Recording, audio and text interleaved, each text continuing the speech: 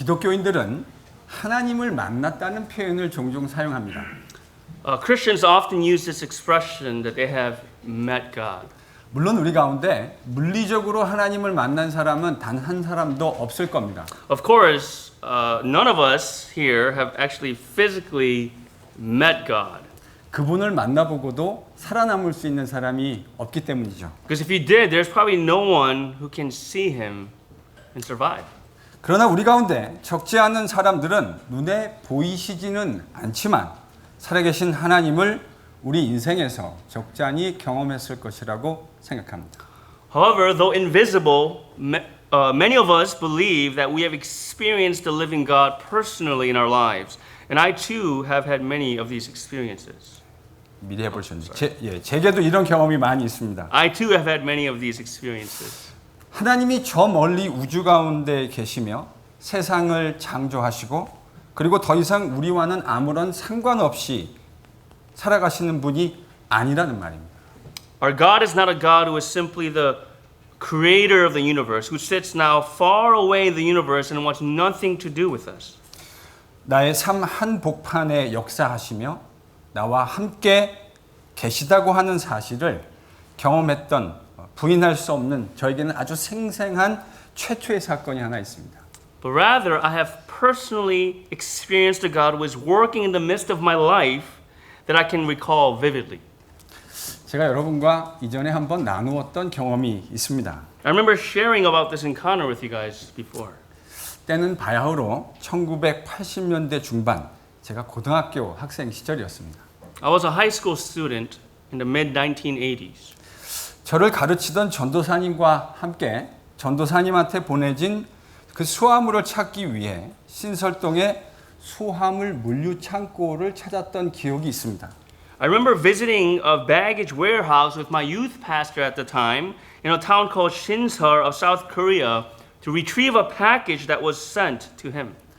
매우 더운 여름이었는데 그래서 전도사님과 함께 팥빙수 한 그릇을 뚝딱 해치우고는 우리는 나오다가 전도사님이 지갑을 가져오지 않았다는 사실을 뒤늦게 깨달았습니다. It was a hot summer day, so we decided to grab some shaved ice only to find out that my pastor forgot to bring his wallet. 주머니에 가지고 있던 돈으로 팥빙수 값은 대충 지불했지만 40km짜리 쌀 2푸대를 가지고 교회로 돌아와야 할 택시비가 없었습니다. After rummaging through his pocket for some time, we found enough money for the shaved ice, but we didn't have enough for a taxi ride back to our church with two 40 kilograms or 90-pound rice bags that we had with us. 이 난처한 상황에서 전도사님은 잠시 고민하시더니 신설동 로타리 한 복판에서 제 손을 잡더니 기도하자고 제안하셨습니다. After some thought, in this embarrassing situation, my youth pastor grabbed my hand in the middle of the busy street and suggested that we pray together. 수많은 사람들이 오가고 있는 그 신설동 로타리 한 복판에서 10대 후반의 소년과 20대 후반의 청년이 함께 손을 잡고 기도하고 있는 장면을 상상해 보십시오. Now imagine with me a teenage boy in his late teens with a young man in his late 20s in the middle of perhaps the busiest street of this town holding hands and praying together. 전도사님은 가뜩이나 더운 여름에 땀을 뻘뻘 흘리면서 기도하고 계셨고 저는 그런 전도사님과 그리고 지나가는 수많은 사람들을 번갈아 가며 쳐다보고 있었습니다. As my youth pastor was eagerly praying with sweats coming down from all over, I couldn't help but to stare at him as well as stare at all the people that were staring back at us. 그렇게 기도를 하고 있는데 1차선에서 깜빡이를 켜고 있는 그리고 2차선과 3차선을 지나 우리를 향해 다가오고 있는 미쯔비시 픽업 트럭, 소형 픽업 트럭을 볼 수 있었습니다. As we were praying, at the corner of my eye, a Mitsubishi truck, a pickup truck, caught my eyes. It kept on signaling to switch lanes to drive closer and closer towards us. 인심 좋게 생긴 아저씨가 한 분이 우리를 향해 밑도 끝도 없이 젊은이들 어딜 가려 그래? 라고 물어오셨습니다. The truck stops right in front of us, and the driver, who was this kind-hearted older gentleman, asked us, Where are you young people trying to go? 자신은 성수동으로 가고 있다고 혹 가는 방향이 맞으면 태워주겠다는 것이었습니다. He told us that he was on his way to a town called Seongsu, and if our destination was in the same direction, he could give us a ride. 저는 정말 놀라지 않을 수가 없었습니다. I was so shocked. 지금 이 아저씨는 운전하는 중이 아니었습니까? I mean, wasn't the man driving on the road? 이 신설동 로타리 이 수많은 사람들 중에서 어떻게 우리를 볼 수 있었을까요? How was it that he was able to see us in the sea of all these people in the busiest part of the town? 우리가 도움이 필요하다는 사실을 그분은 어떻게 알았을까요? And how did he know that we were in need of help? 하필 우리가 성수동으로 향하고 있다고 하는 사실, 우리 교회가 성수동에 있다고 하는 사실을 왜 이 방향이 정확히 같은 방향이었을까요? And how could it be that he happened to be driving to the town of Seongsu where our church was located? 이 우연 같은 필연 속에서 태어나서 처음으로 저는 제 삶에 하나님이 가까이 계시며 나의 기도를 듣고 계시다는 사실을 처음으로 깨달을 수 있었습니다. In what appeared to be a coincidence, this was the first time in my life where I was able to realize that God's not someone who was far, far away, but that he was near and he was listening to my prayers. 기도하라 주님의 말씀에 순종하면 기도에 응답해 주신다고 하는 것을 처음으로 깨닫게 된 순간이었습니다. It was a moment where I realized that if I obey God's word and pray to him, he will truly answer my prayer. 하나님과 저 사이에 비밀이 하나 만들어졌고 그분과 나 사이에 우리의 이야기가 하나 만들어진 순간이었습니다. Through this event, there was this secret, only between God and myself, that is shared, and it was a moment where God and I had this special God story moment. 저는 오늘 이런 이야기를 여러분과 좀 함께 나누려고 합니다. Today, I would like to share about these God stories of our lives.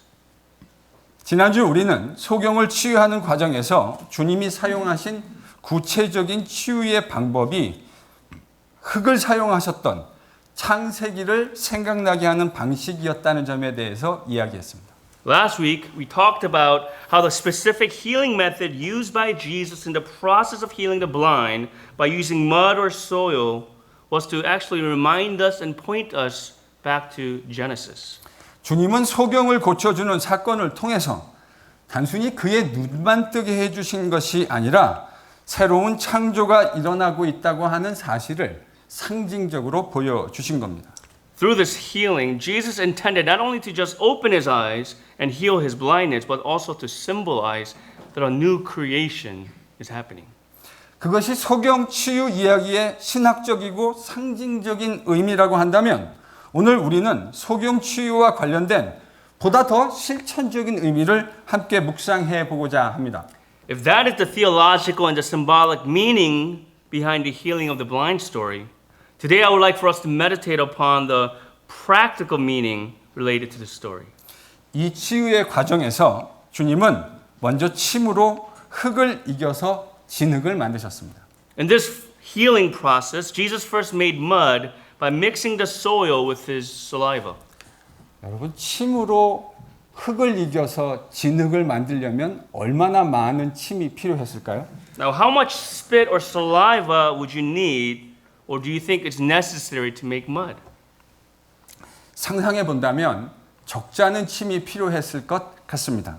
Come to think of it, you would probably need a lot of saliva. 주님은 이 진흙을 만들기 위해서 수차례 아니면 수십 차례 땅에 침을 뱉어야 하셨을 겁니다. Jesus would have probably had to spit on the ground several times or several dozens of times to make this mud. 이렇게 침을 사용해서 다소 냄새나는 진흙을 만드신 주님은 그것을 소경의 눈에 바르시고는 그에게 실로암이라고 하는 못에 가서 씻어라 이렇게 명령하셨습니다. The Lord who used his saliva to make some smelly mud applied it to the blind eye and commanded him to go to the pool called Siloam to wash it off. 물론 소경이 있던 곳에서 실로암 못이 얼마나 멀리 떨어져 있는지 정확하게 말하기는 어렵습니다. Now it is difficult to say exactly how far the pool of Siloam was from where the blind man was. 하지만 앞이 보이지 않는 사람이 실로암까지 가는 것 자체가 상당히 쉽지 않은 일이었을 것이고 불편한 일이었다고 하는 것은 분명해 보입니다. However, it seems clear that in order for this blind man to travel to the pool of Siloam on his own would be difficult and uncomfortable to say the least. 요즘같이 잘 포장되어 있는 길을 걷는 것도 아니고 좀 말씀으로만 소경을 치유해 주셔서 이런 번거로운 일들을 겪지 않게 하시면 좋을 수도 있지 않는가 하는 생각도 하게 됩니다. It's not as if the roads are all nicely paved like these days. I was thinking it would have been better for Jesus to just heal the blind man on the spot with just his words so that he doesn't have to go through all this trouble. 소경으로서 실로암까지 가는 것이 여간 성가신 일이었으며 매우 불편한 일일 수 있다고 하는 것을 잘 아셨을 주님은 왜 굳이 이렇게 진흙을 눈에 바르고 실로암까지 가서 씻으라고 명령하셨던 걸까요?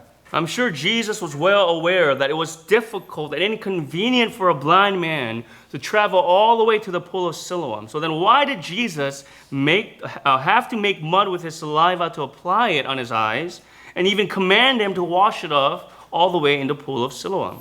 아마 이렇게 생각해 보면 좀 더 이해가 잘 될 것 같습니다. Perhaps if we think of it in this way, it might be a little bit easier for us to understand. 아마 두 가지로 이해할 수 있을 것 같아요. I believe we can understand it in two ways. 먼저 주님께서 말씀으로만 소경을 치유해 주시는 경우입니다. First method, Jesus restores the sight of the blind man only with his words alone. 다음은 진흙을 발라서 실로암까지 가서 씻은 후에, 즉 주님의 말씀에 순종하고 난 후에 시력을 회복하게 되는 경우입니다. Or the second method, Jesus restores the sight after he applies the mud and the man obeys his word by going to Siloam to wash it off. 만일 주님이 이 소경을 즉각적으로 말씀으로만 치유해 주셨다면 이 사건을 바라보는 소경의 관점은 어떻게 달라졌을까요? If Jesus healed the blind man right then immediately with his words, how would the blind man's view or perspective of this event change? 여전히 소경은 주님이 자신을 치유해 주셨다는 것에 대해서 의심하지 않고 믿게 됐을 겁니다. He would still have come to believe without a doubt that Jesus healed him. 근데 저는 소경이 주님의 말씀에 순종하는 이 불편한 과정을 겪어가면서 보다 더 큰 믿음의 자산을 가지게 되었을 것이라고 생각합니다.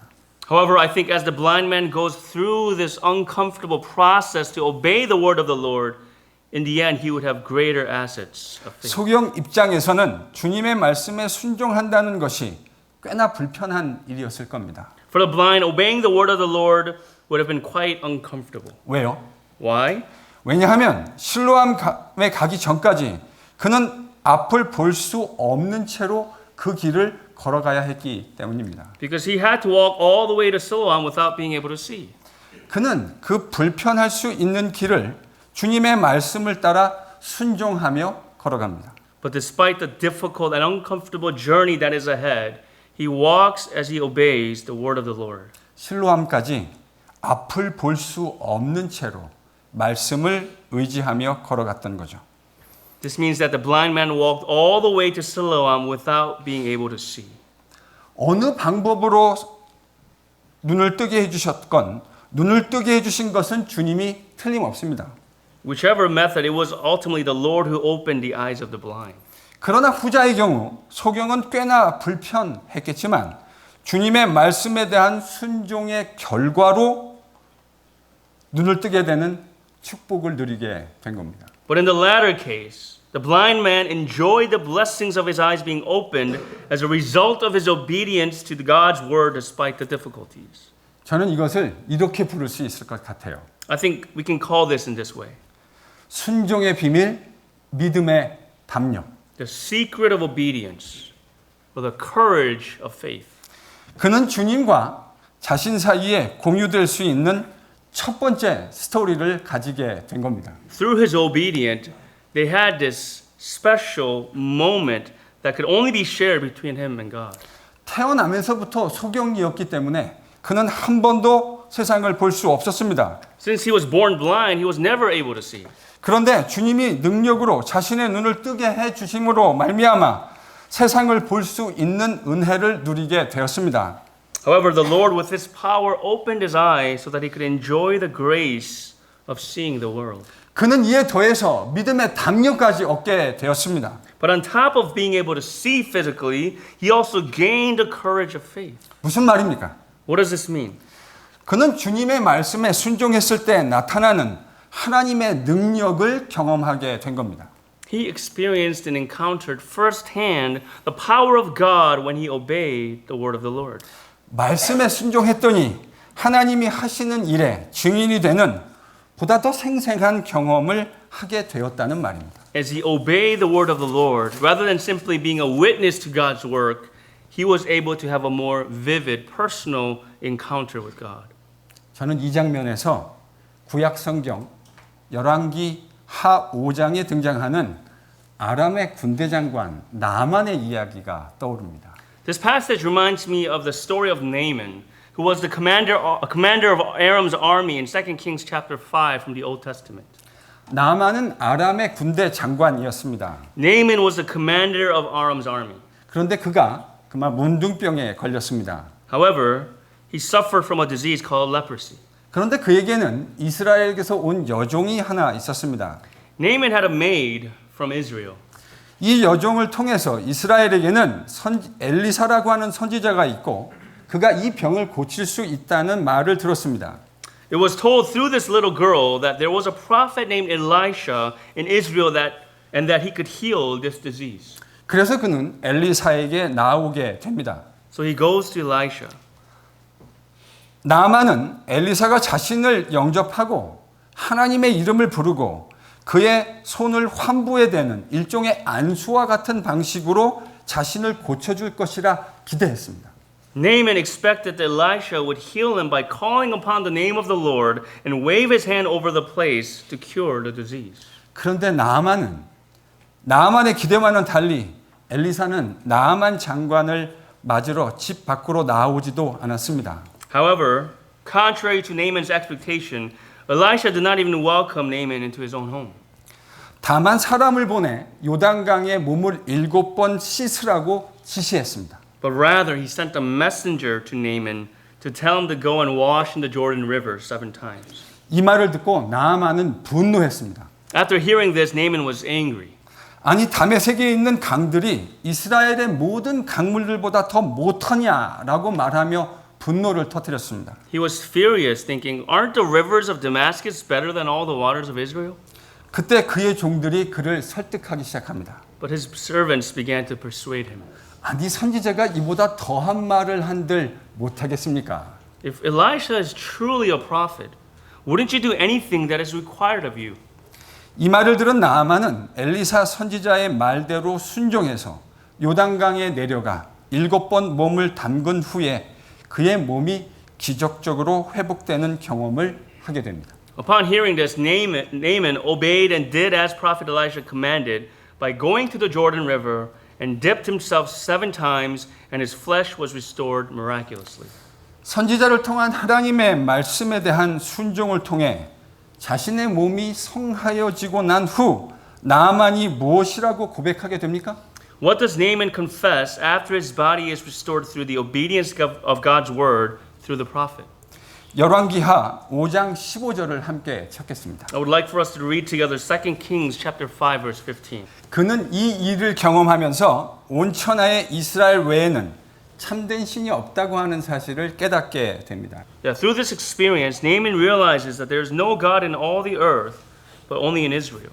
그는 병만 나았던 게 아니에요. 이 순종을 통해서 하나님에 대한 보다 더 확실한 믿음의 고백을 하게 된 겁니다. Not only was he cured of his sickness, but through this obedience, he was able to confess his faith in God more clearly. 하나님과 그 사이에 공유되어지는 스토리가 만들어진 겁니다. Through this event, there was a story, a special moment, a special God story that was shared between him and God. 지금 소경에게도 정확하게 같은 일이 일어났다고 생각하지 않으십니까? Now, don't you think the same thing is happening now to this blind man? 소경이 치유되고 난 후에 이웃 사람들과 그를 보았던 사람들 사이에는 논란이 벌어졌습니다. The blind man was healed. There was this controversy between the neighbors and those who had seen him before as a beggar. 어떤 사람들은 그가 그 소경이 맞다고 말했습니다. Some said, yes, he is that blind man. 다른 사람들은 외모만 비슷할 뿐 아니라고 이야기했습니다. Others said, no, that's not him. He just looks like him. 도무지 믿을 수 없는 일이 일어났기 때문이었겠죠. It's because something unbelievable has just happened. 그들은 자신들의 눈으로 보고 있는 그 일을 믿을 수 없었던 겁니다. They couldn't believe what they were seeing with their eyes. 그런데 소경이 하는 말을 잘 들어보십시오. But look at the reaction of the blind man. 10절에서 11절. 오늘 본문 10절 11절. Look with me for verses 10 and 11 in today's passage. 예수라 하는 그 사람이 진흙을 이겨 내 눈에 바르고 나더러 실로암에 가서 씻으라 하기에 가서 씻었더니 보게 되었노라. The man called Jesus made mud and anointed my eyes and said to me, Go to Siloam and wash. So I went and washed and received my sight.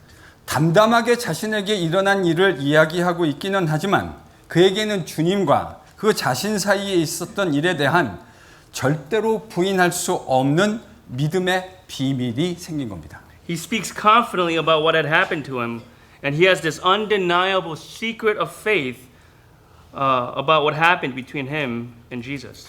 다른 사람들은 그에게 일어난 일이 이러한 변화를 도무지 믿을 수 없는데 소경되었던 사람은 주님과 자신 사이에 일어난 일을 확실하게 말할 수 있는 자신만의 스토리가 생긴 겁니다. Others can't believe what just happened. But for the blind man, he was boldly and confidently able to testify about what had just happened because he had a moment, a special God story between him and Jesus. 아무도 부인할 수 없는 확실한 믿음의 비밀이 생긴 겁니다. There is a certain secret of faith that no one can deny. 주님의 말씀에 순종하는 자들이 누리게 되는 확실한 스토리를 가지게 된 겁니다. We too have a definite story for those who obey the word of the Lord. 저는 이것을 주님을 믿는 자들에게 베풀어 주시는 새 창조의 은혜라 그렇게 부르고 싶습니다. I want to call this the grace of new creation given to those who believe in Jesus as Lord. 물론 그의 믿음은 아직은 유아기적인 믿음입니다. Of course, the faith of this blind man who is now healed is still young. 그러나 그 믿음은 주님과의 교제를 통해서 성장해 가게 될 겁니다. But that faith will grow through his fellowship with the Lord. 연이어 등장하는 후속 이야기들을 보면 주님에 대한 그의 이해가 어떻게 성장해 가는지 보게 됩니다. We see in the following stories how his understanding of the Lord grows and matures.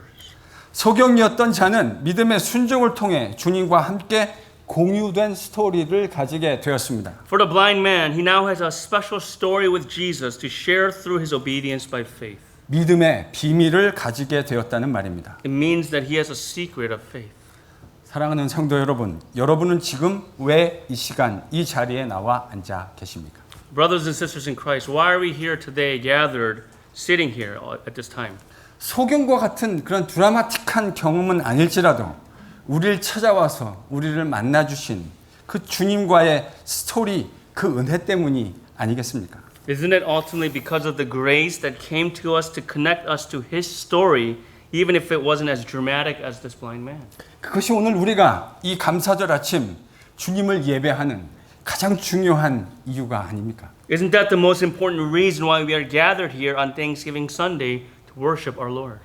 캄캄한 어둠 가운데 살며 그것이 어둠인 것조차 알지 못하던 인생에 찾아오셔서 밝은 빛에 들어가게 하신 우리 주님의 놀라운 십자가의 은혜 때문에 우리가 지금 이 자리, 이 감사절 자리에서 기뻐하며 주님을 예배하고 있는 것 아닙니까? Are we not here to worship God because of the amazing grace of the cross of our Lord who brought us out from darkness into light? 저는 바로 이 이유가 우리가 감사절에 기뻐해야 할 가장 중요한 이유 가운데 하나일 거라 생각합니다. I believe this is one of the most important reasons why we should rejoice during Thanksgiving. 오늘은 이렇게 여러분을 축복하며 권면해드리고 싶습니다. I would like to bless you and exhort you in this way today. 당신은 인생에서 감사하고 기뻐해야 할 가장 중요한 인생의 비밀을 가진 사람입니다. You are someone who have the most important secret to rejoice and be thankful for in your life. 이런 귀한 믿음의 비밀을 주신 우리 주님을 우리 모두 함께 일어나서 찬양하십시다. May we stand and praise our Lord who gives us this precious secret of faith.